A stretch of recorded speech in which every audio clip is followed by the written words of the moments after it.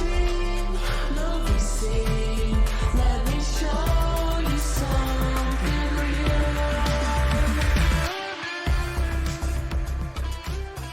Hello, gorgeous, and welcome to the Quantum Playground. I am Anna, your spiritual BFF and soul coach. Each week, I'll bring you along into a magical journey of self-discovery, into a place where anything is possible. Are you ready? Let's get into this week's episode.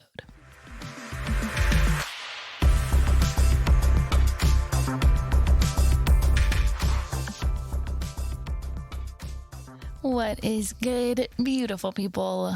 Welcome to the Quantum Playground. I'm so happy that you decided to join me today. We are talking about one of my favorite modalities, and you've probably heard of it, but if you haven't, consider yourself warned. This shit is fire.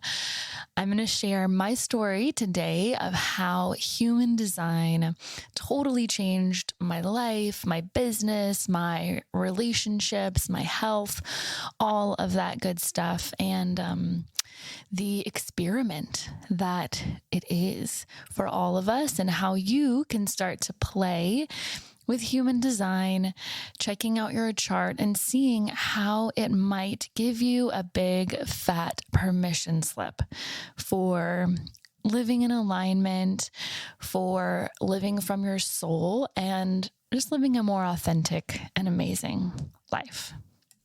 Now, when I discovered human design, that was probably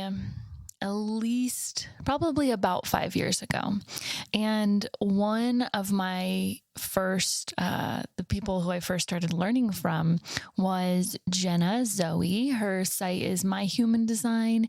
And she has taken human design and almost like extrapolated in her own way. And I think she has a lot of really good resources. She was kind of my entry way, though. She has a huge social media presence. She has a ton of resources on her website. She trains readers as well. So I never got a reading initially. I just looked up my chart and started to learn about it. So human design is this really interesting blend of modalities, and it synthesizes astrology, Chinese I Ching, chakras, the Kabbalah, and also quantum mechanics, biochemistry. And so it's this really amazing blend of all of these different lenses and ways of looking at how do you be?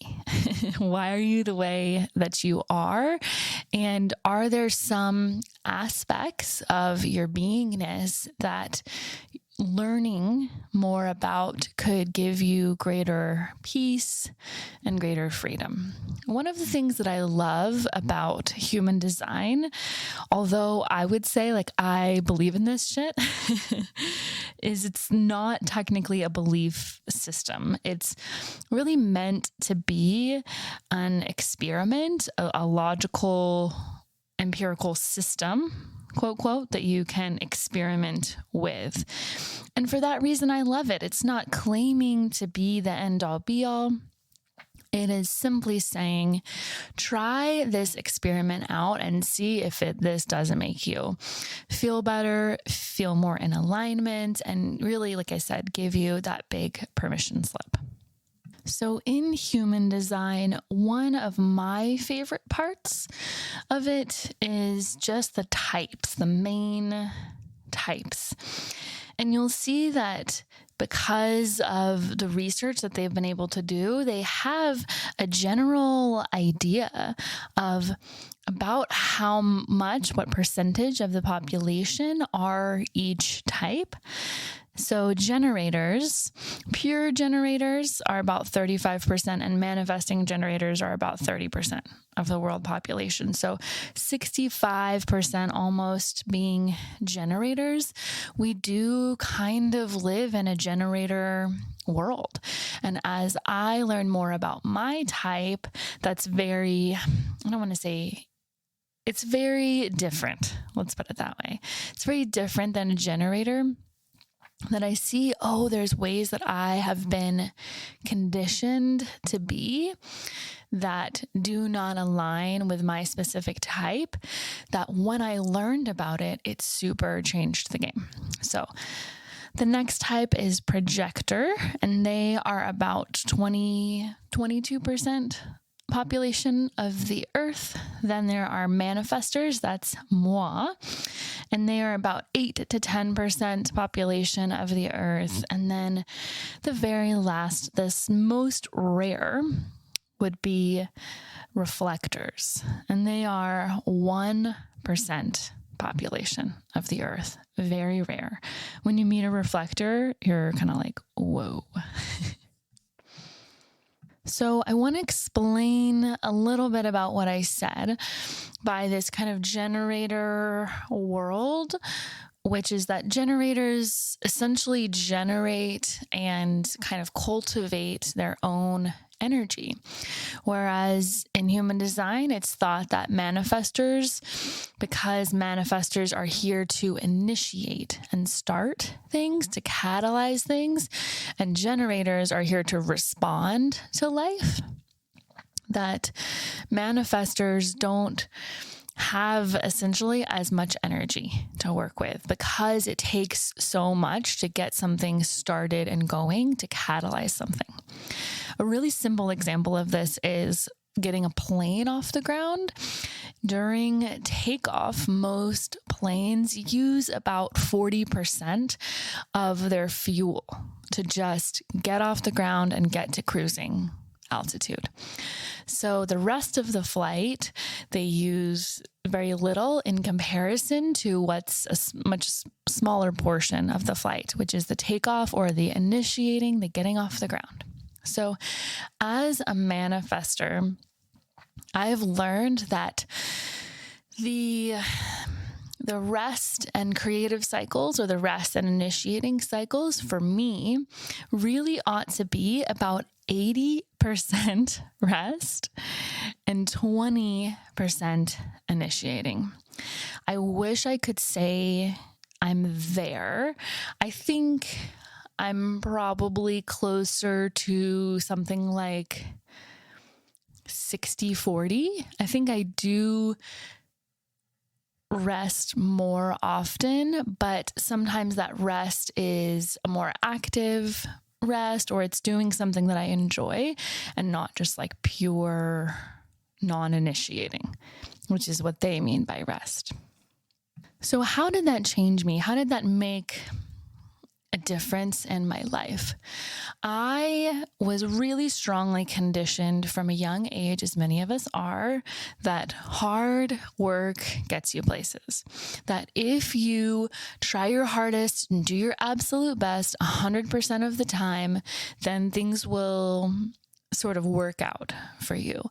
And my experience as a young teen, working incredibly hard in school, also having multiple jobs, going into college, and working mostly 2 to 3 part-time jobs through my entire schooling, and taking classes and volunteering.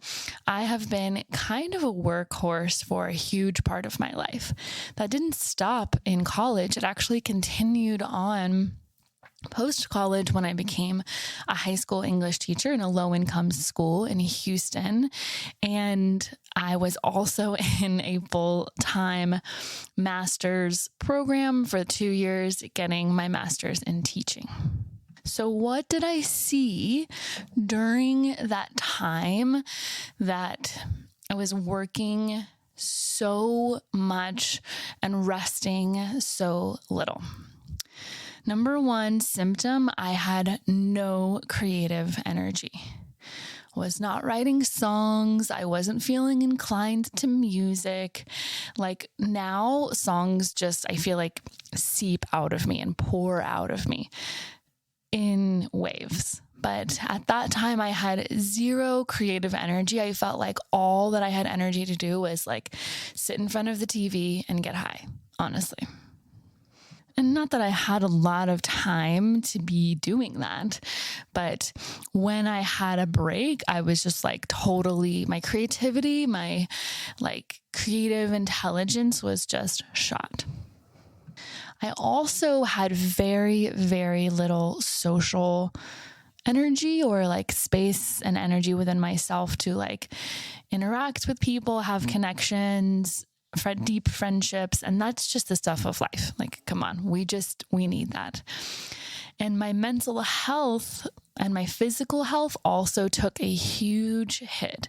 So when you think about those categories, right? Creativity, social life, physical health, mental health, I was so far out of my design that nothing was really working for me. Now, does everyone need to rest? Of course they do. Do other types also need more rest than you might think? Absolutely. I can speak most strongly to the manifestor experience. And then, of course, there are other layers of your design, like your definition, your profile, your gates, your centers. It's a very beautiful and complex system. But for now, I'm going to kind of keep it at the widest view. And then we can go a little bit more in depth. Okay, another layer of my specific type that totally shifted the way I was conditioned and how I was doing things. When I was really young, and this is really common for children and especially for girls, I was really conditioned in the good girl way of doing things. If you're good, kind of like hard work, if you're good and you don't rock the boat and you're nice and you're polite, you'll get farther, right? You'll get something for that good behavior. And the hilarious thing about this is I was so trained in that. I think I'm still unlearning parts of my sort of egoic personality that are trapped in the myth of the good girl. But as a manifestor, because manifestors are here to initiate, it's really about being the trailblazer and about doing things in a way that people haven't done before, which I felt internally as a child, but the conditioning and the programming overrode that. And so because of the programming that I received, I really was on this track that was like, good girl, straight A's, don't rock the boat. And that led me into a lot of trauma, physical harm, dangerous situations because I was unable, because I felt that I was not able to really speak up for myself without offending people, without causing them harm, perhaps, or without, later I learned this language, but without triggering people. And what I've discovered now is that when I trigger people, I am catalyzing them to their growth because I'm doing it in a way that's not, I'm trying intentionally to push your buttons. It's, I am simply existing in my authenticity and speaking my truth. And you're having a response or a reaction to it. Remember, most of the planet, about 65%, are generators who are responding to what life brings them. And because of that, you could not have a world that didn't have these initiators who were meant to rock the boat or do things differently, because nothing else would get done. Nothing would change. No, we wouldn't have revolutions. We wouldn't have corruption be overthrown. It would be the same old same. It would get so freaking boring. However, If you think about it, when you think about the percentage, about 8 to 10% of the planet as manifestors, you could not have a planet of 50% trailblazers, rock the boaters, people who are meant to disrupt. It would be too chaotic, that many initiators. So it really makes sense, makes logical sense to me. And playing in that space, it took me a long time to recognize how liberating it felt to be okay with not being liked by everyone, not people pleasing all of the time, and sharing bold truths that I believe are supportive and are helpful for the growth and of consciousness of humanity that some people might find to be triggering. So if you're listening to this and you're wondering, like, Anna, where's this going? Definitely my content is going to be heading in a direction that's more potent, that even those little layers that I still felt like holding back, I will not be anymore. And I had a really, really powerful experience in Hawaii when I went last time to Oahu and had a 2.5 hour, incredibly painful, but incredibly healing Lomi massage. I use the word massage very lightly. It's really like an intense body work. And the practitioner shared with me something that I think really relates to this idea of the manifestor, not being afraid of what's called their repelling aura and the different way that they're meant to do things, that they're meant to kind of strike out on their own. And he said to me, there's Akua's truth. There's truths, all these truths, and then there's Akua's truth. Akua is spirit. And when you have a block around speaking Akua's truth, you know it, but sometimes you're afraid that people won't be able to receive it or receive it well, or that they're not ready to hear it, but that you should not worry about that any longer. That if you have Akua's truth available to you, that you must speak it. So what I love about a human design is that it's not telling you how to be, right? It's offering something, and then you experiment with that and see that's really me. And oftentimes I find, like I said, it's a permission slip. It's the things that we know deep down, but that we have so much other conditioning that's getting in the way. So one of those experiences for me was looking at a very subtle part of the body graph, which is what the chart is called, human design chart. Looking at my body graph, there is a cross. And for me, these are very specific to individuals. So, take it with a grain of salt, but mine is this right angle cross of rulership. And when I had a reading, I'll link her info in the show notes. Her name is Bree Rubin. She gave me an incredible reading. And when she was telling me about this cross, essentially, this cross is the idea that I am a queen. And yes, queen, go off queen, right? But a queen in the sense, not that it's all about the Anna show, because that's definitely not it, but a true queen who ensures the prosperity, the abundance, and the health and well-being of the people, of the greater human family.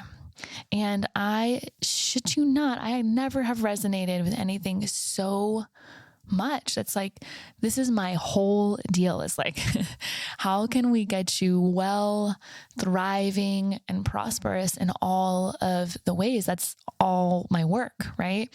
Working with business owners, spiritual business owners as their coach, working with folks individually with spiritual life coaching to figure out how can we create wellness on every level. Spiritual well-being, emotional and mental and physical well-being, so that you have the chance to be this authentically, beautifully expressed person. So that really, really landed something for me in my way of being, that I could really claim my queenhood, that I could really own that part of me. So once again, I just want to highlight this, that was something that I already felt, that I was already living into, and then hearing it in this reading was just a beautiful affirmation. And just like affirmations that we maybe say in the mirror or use as a reminder on our phone, I think that human design can be a really complex, deeply layered affirmation for who you are at your core when you strip away the conditioning of society, religion, family, teachers, the world, media, all of it.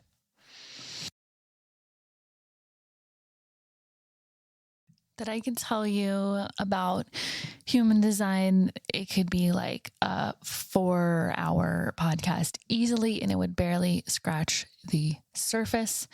But I want to just let you know that if you haven't delved into the space at all, go get your chart, check it out, do some Googling. I'll put some recommendations in the show notes of resources. Like I said, I had an amazing reading with Brie. And if you want to dive deeper, if you have the feeling that this experiment might really work for you, try it out. See how it feels. Run it through your system. Now, if you're looking for a reading that can touch on some of the astrology we talked about in last week's podcast, human design, and another really cool modality, your life path number, numerology, then I have a beautiful offering for that purpose because it draws on all of those spaces. It's called the Soul Blueprint. I created it and I synthesize all of this information and pull out what I feel is most relevant and most actionable and applicable for you. So my sweet spot is taking all of this spiritual stuff and making it really digestible so that you can actually embody it and live it out instead of saying, oh, I have all this information. Now, like, what the heck do I do with it? So I'm going to put a link in the show notes to Soul Blueprint sessions. I'm running a special for the rest of Sagittarius season for $100 off of the 90-minute session with your like 15 to 25 page PDF of all of these goodies that has key takeaways. It has reflection questions. It has journal prompts and so much more. Loves, have a gorgeous rest of your day. If you're listening to this on Friday the 9th, my birthday is tomorrow. And if you want to give me an early birthday present or a birthday present, then you can leave at the Quantum Playground a 5-star review telling me what you think of the podcast, how you like it, some of your favorite episodes. And you just might, if you send me a screenshot, get a little special Animal Guides reading or a special discount code for one of my offerings. Have a gorgeous, gorgeous day, loves.